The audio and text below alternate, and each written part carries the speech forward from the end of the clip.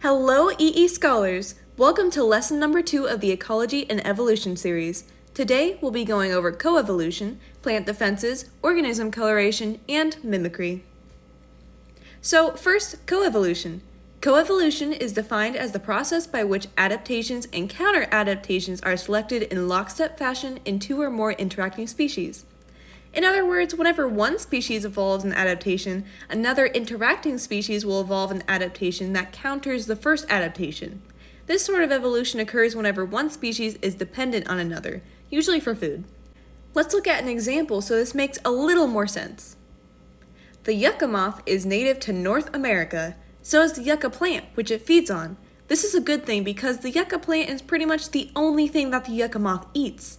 This is a perfect scenario for coevolution. If, say, the yucca plant evolved to be more toxic, then the yucca moth would have to evolve some way to overcome those toxins in order to survive. This is the sort of lockstep fashion that I mentioned earlier.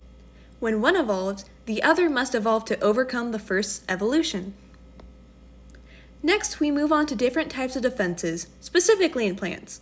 Plants have two types of defense, morphological and chemical. Morphological defenses are shape-dependent physical defenses. They're the defenses that you can usually see with the naked eye, like thorns or specific coloration. On the other hand, chemical defenses are not something that you can see.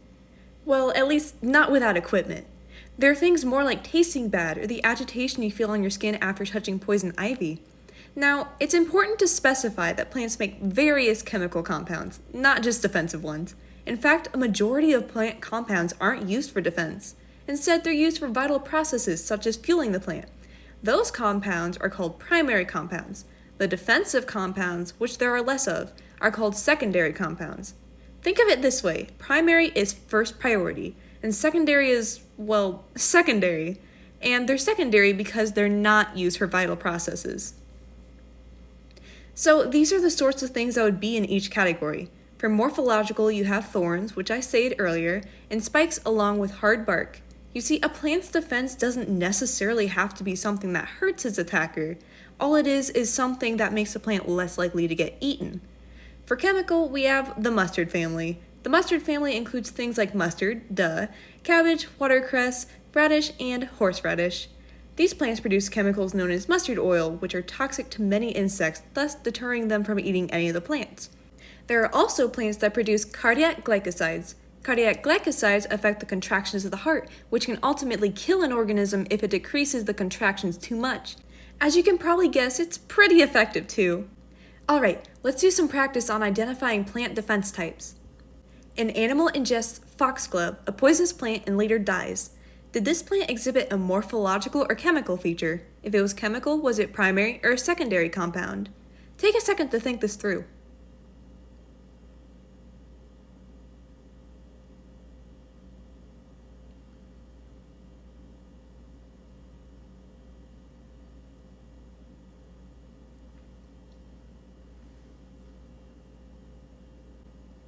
It was chemical, and more specifically, it was a secondary compound. Remember, chemicals are somewhat hidden defenders. You can't really see them.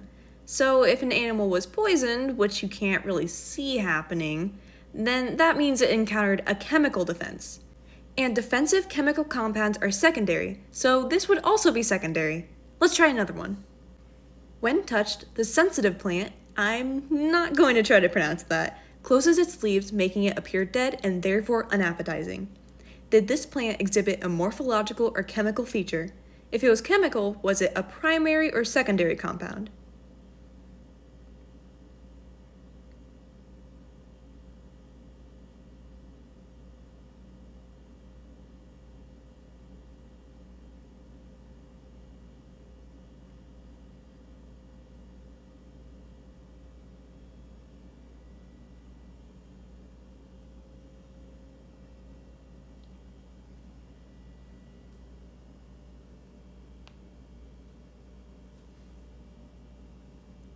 This was morphological. Recall that you can typically see morphological defenses, the only exceptions being things like tiny prickles. Whenever the sensitive plant closes its leaves, you can easily see it. We also talked about how morphological defenses are shape-based. In this example, the sensitive plant is also technically changing its shape by going from open to closed, so it's morphological.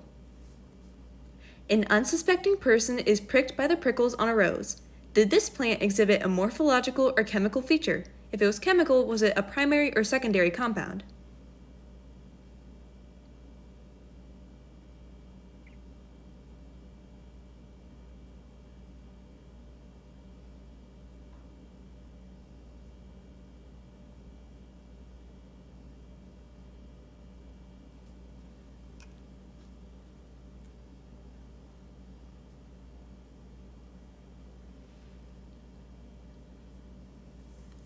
That was an example of a morphological defense. Like I said earlier, morphological defenses are shape dependent and can typically be seen by the naked eye. Prickles fall into both of these categories, therefore, it's morphological. In photosynthesis, plants produce carbohydrates, which are vital for its continued functioning. Did this plant exhibit a morphological or chemical feature? If it was chemical, was it a primary or secondary compound?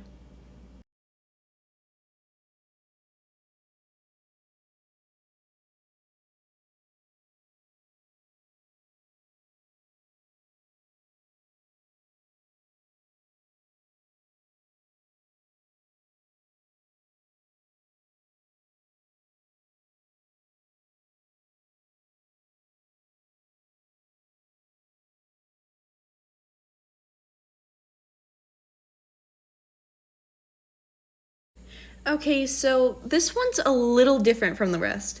What was described wasn't really a defense, it was just a product of the plant that's used for its function. And this product was chemical, you can't exactly see or tell the shape of carbohydrates with your naked eye, so it would be chemical. Since it's not chemicals used for defense, it would be a primary compound. Alright, last one. The spiny flower mantis has fake eyes on its wings to scare off predators.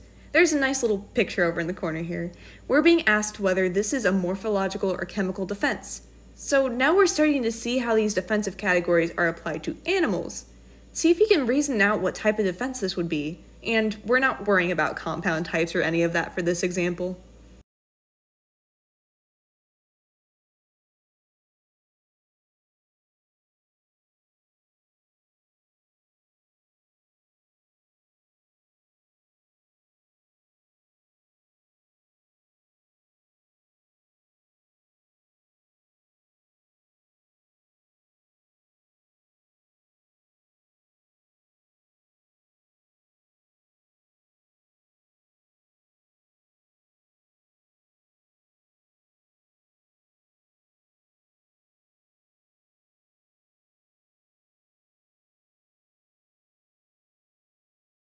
It was morphological. The eye spots are something that you can easily see. They're also shaped in a very specific way to look like real eyes, at least from a glance.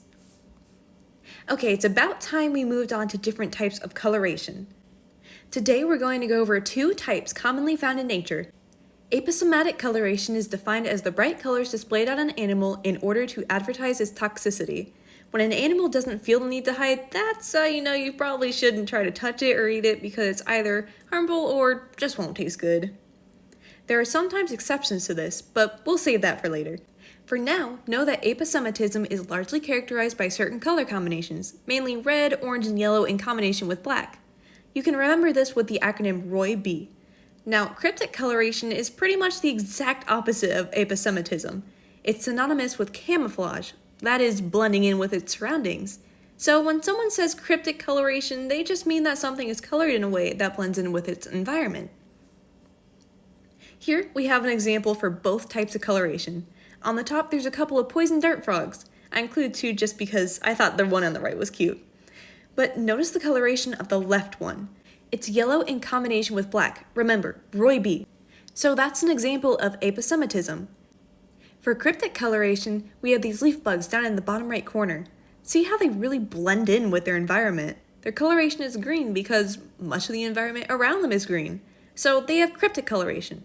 Alright, let's do a little practice. So this is called a Picasso beetle. Just by looking at it, would you say that it has aposematic coloration or cryptic coloration?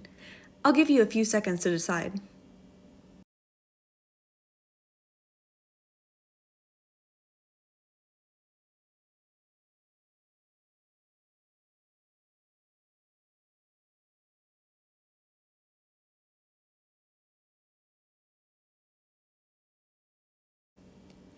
It was aposematic. Probably the first thing that you noticed was the bright colors on the beetle's wings. Recall that aposematism involves bright colors. We also see a little bit of Roy B here with the red and black combination. Let's try another one. This is a stick bug. Its natural environment includes a lot of woodlands and foresty areas. Does this stick bug show aposematic coloration or cryptic coloration?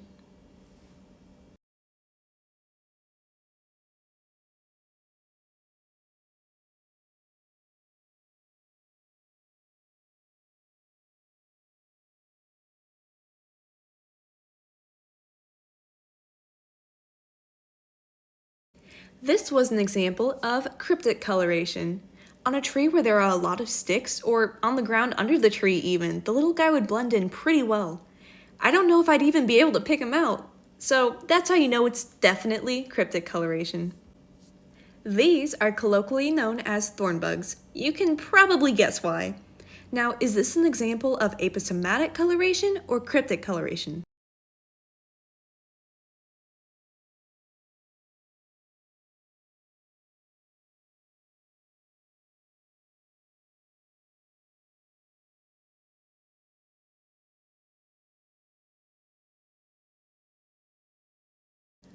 This is another example of cryptic coloration. We can clearly see that they blend in with their environment pretty well. Even though they aren't the exact same color as the branch, they're roughly the same color of the thing they're imitating, thorns. Okay, last one. This little guy is a rosy maple moth. As their name alludes to, they typically hang out around red maple trees. Look at the coloration and try to decide whether this is an example of aposematism or cryptic coloration.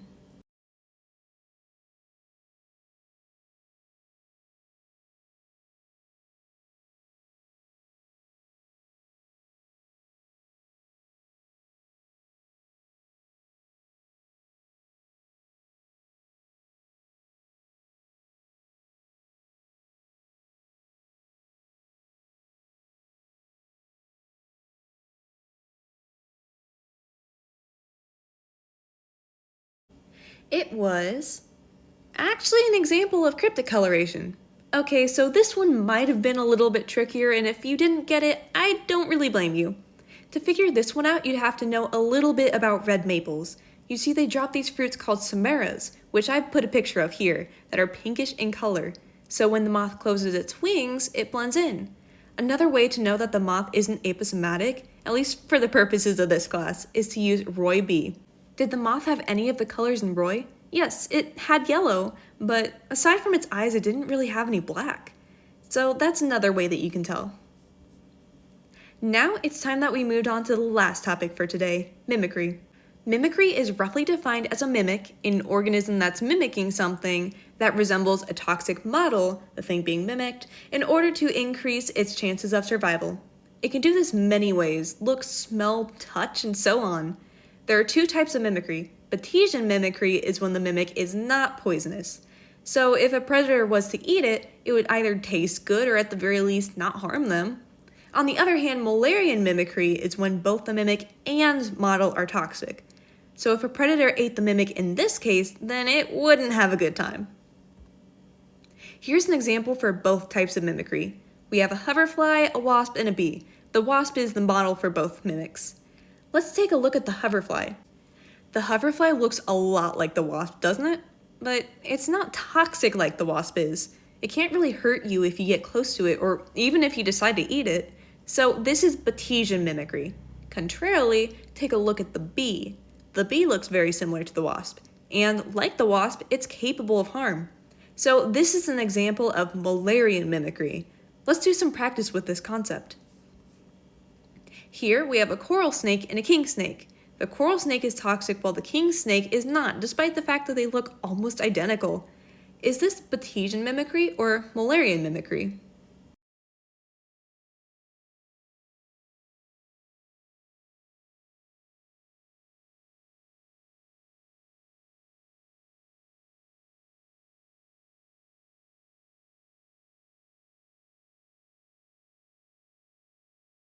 This was Batesian.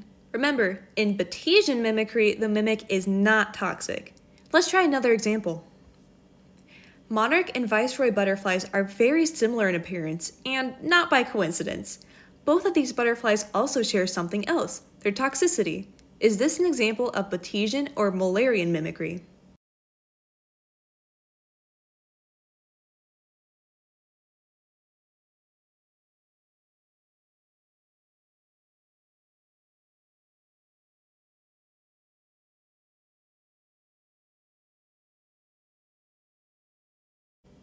This was an example of Mullerian mimicry.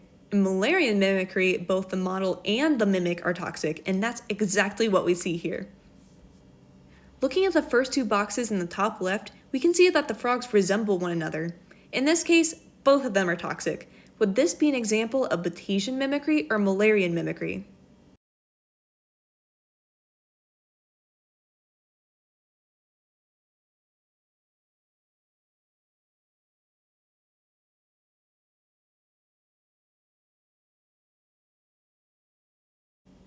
It would be Mullerian because the mimic is toxic. As stated earlier, in Mullerian mimicry, both the mimic and the model are toxic. Alright, last example. So this one's a little bit different. Instead of me giving you whether each organism is toxic or not, I'm gonna have you do some of the work. Assuming that there are mimics and models present in this photo, what would have to be true of said mimics and models for this to be an example of Batesian mimicry? What about Mullerian mimicry? I'll give you some time to think this through.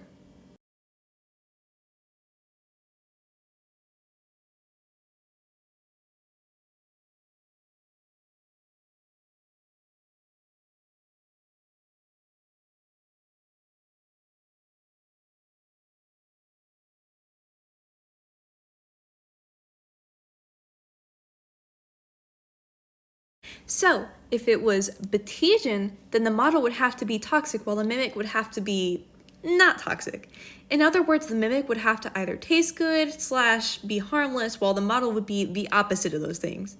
For Mullerian mimicry, neither the model nor the mimic would taste good, and they might even be dangerous to touch. We went through a lot of things today. First, there was the definition of coevolution. We said that this was when two interacting organisms evolve in a lockstep fashion. In other words, when one organism evolves an adaptation, the other evolves a counter-adaptation in response. For defenses, we said that there were two types, morphological and chemical. Morphological defenses are usually something that you can see without any equipment, and they're based on shapes, such as in the case of a thorn. A thorn is shaped in a way that inflicts damage when touched. Chemical defenses, as their name would suggest, use chemicals. But not all chemicals are used for defense. Plants make two types of chemical compounds, primary compounds and secondary compounds. Primary compounds are used for vital functions within the plant, and secondary compounds are used for defense.